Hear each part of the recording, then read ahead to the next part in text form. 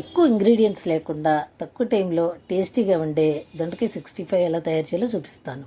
దొండకాయలు ఇలా సన్నగా పొడవుగా కట్ చేసుకొని సరిపడంత సాల్ట్, హాఫ్ టీ స్పూన్ పసుపు, టీ స్పూన్ జీలకర్ర, 2 టీ స్పూన్ల బియ్యపిండి, 1½ టేబుల్ స్పూన్ శనగపిండి, సరిపడినంత కారం వేసుకొని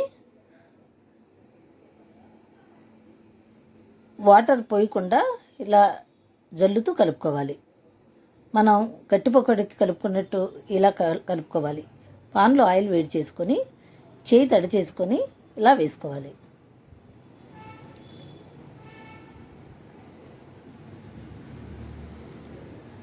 మరి ఎర్రగా కాకుండా ఇలా గోల్డెన్ బ్రౌన్ కలర్ వచ్చే వరకు వేపుకోవాలి.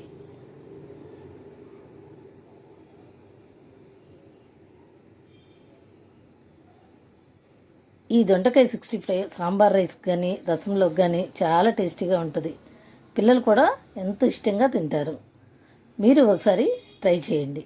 పచ్చిమిర్చిని ఇలా చీలికలుగా కట్ చేసుకొని కరివేపాకు వేసుకొని గార్నిష్ చేసుకోవడమే. ధనా సోంపుడు ఛానల్ని సబ్స్క్రైబ్ చేయండి.